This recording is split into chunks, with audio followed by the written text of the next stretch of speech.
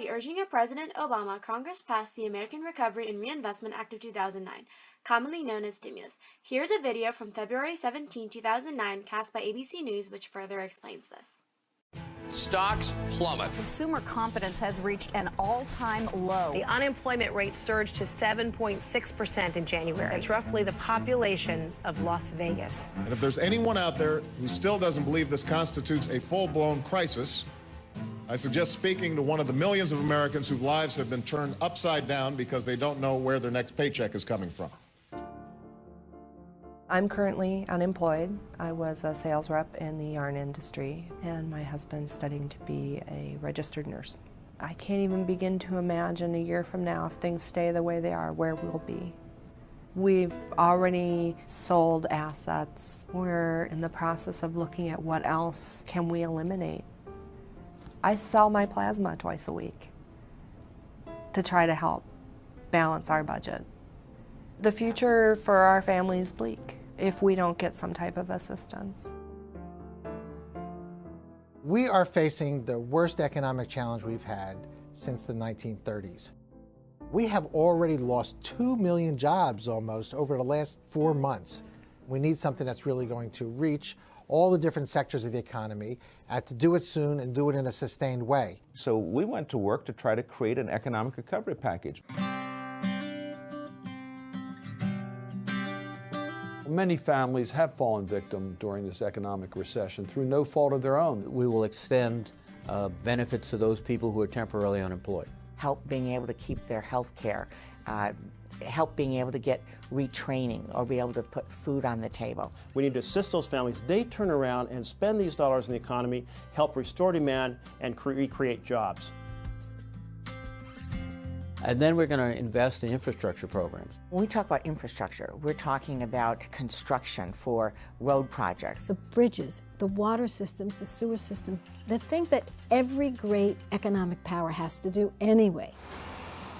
As we invest in infrastructure, we'll employ a lot of contractors, construction, manufacturing, but they'll have that income and they'll put it back into the economy. It will affect our retail sector, our tourism sector, education sector. This stimulus package also gives our country a unique opportunity to move towards energy independence. We want to make sure that we develop the type of energy grid in this country that will allow us to utilize wind energy and solar energy so that we can be less dependent upon imported foreign oil. Green jobs is such an important part of this package because we know those jobs will stay here. When you put a solar panel on a house in Atlanta, Georgia, or San Francisco, that job stays here. Not only is that an investment right now in jobs, but in the long run that'll pay off benefits in terms of savings and energy costs over many, many, many years.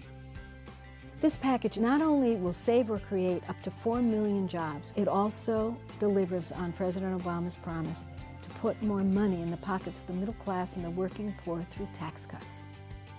95% of Americans will receive a tax benefit, a relief of taxes. It's about tax fairness, and it reduces the taxes on our working families, puts money into our working families' pockets, which they will then spend to help create jobs in our economy. This tax credit provision provides a tax credit for home buyers. For those that are buying their home for the first time, it will stimulate the markets, but also will help young families get into homes and become an owner of a home, which I think is a huge plus. When you're doing something this big, it's very important to insist on accountability. The public demanded accountability, transparency, and knowing what results they get with the tax dollars they gave us. Those that receive the money, state governments and many others, I want quarterly reports. They've got to tell us, we got the money, here's what we did with the money, and here's how many jobs we created. We're going to track, every dollar that goes through. All this is directly targeted to ensuring that the payout on these programs, at least 78% of it will be paid out in the first 18 months of the program. This recovery package is a terrific first step towards restoring the long-term health of our economy. We did what we could to try to create a recovery package that will lift this country and give people some hope once again. It's a new approach focused on America, on the American people, and on putting people back to work. I think the focus is changing. And I think that people in my situation are looking at this as a step in the right direction.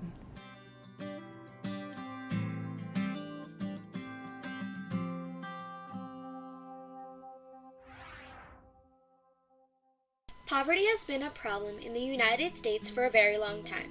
45 million Americans are still stuck below the poverty line despite 5 years of economic recovery. The president believes that there are 3 main causes of poverty in the United States. 1, the amount of poverty in the U.S., which affects trade. 2, the operation of the political and economic system in the U.S., which has tended to keep people from poor families poor. And 3, the culture of inequality, which leads to actual physical and behavioral issues among people who are poor. Here is a political cartoon which further illustrates this. The man pulling on his bootstraps represents the poor people in America, and the elephant represents the Democratic government.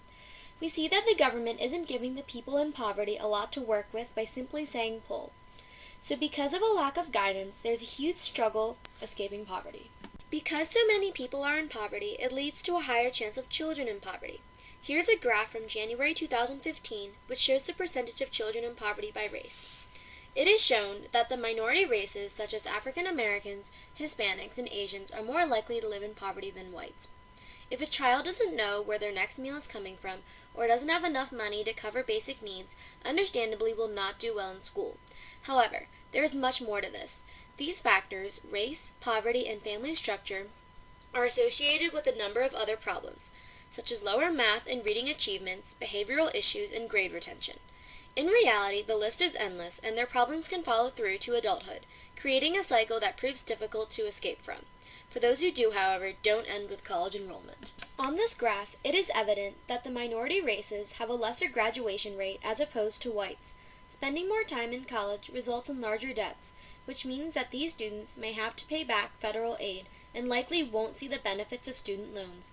We can see how even though children may escape poverty, there will still be problems because of their issues created when they were in poverty.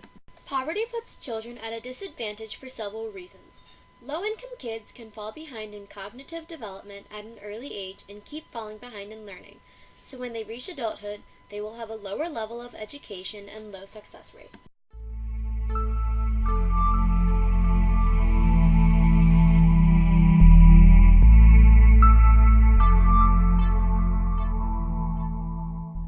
Here are a few protests that have broken out due to the high levels of poverty.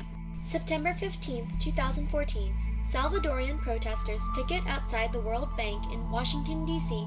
because they don't see mining as a key to solving the country's poverty and inequality. October 23, 2014, college students protest tuition hikes at San Diego State University due to financial issues amongst the people. April 15, 2015, protesters march in Columbus Circle, New York to raise minimum wage to $15 an hour. April 27, 2015. Protesters in Baltimore City participate in riots, not only because of police brutality, but also because of growing unrest due to poverty. This is one of our darkest days as a city, and I know that we're much better than this.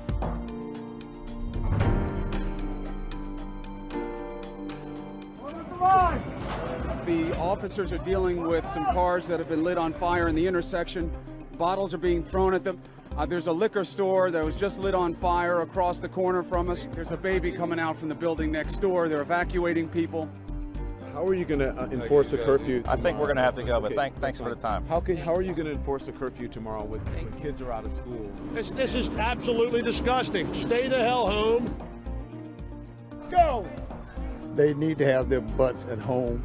They need to be in their home units with their families studying and doing something with their life. Not out here protesting about something that's not really about nothing. You looted, you stole medicine from old people and everything. Guys, we're doing this the wrong way. We were building 60 affordable apartments for senior citizens. I don't know why somebody would do this. I can't fathom nor justify why this could happen like this. This is just another example of the sad state of this city at this point.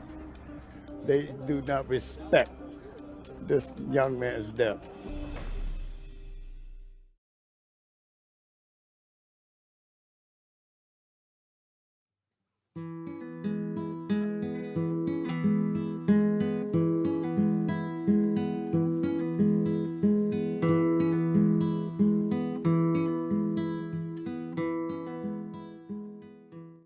We choose not to address poverty, then it will escalate quickly, since population is multiplying rapidly.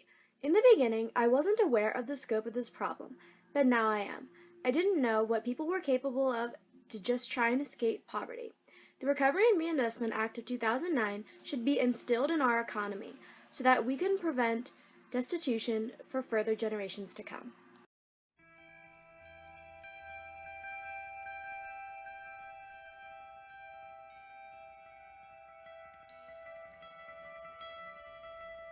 The line is the firing line, in which people face survival or death. Right now, they're so far below that line, it's pitiful. The line, the place that people on the bottom are trying to get to, and the place that people on the top are trying to keep from going below.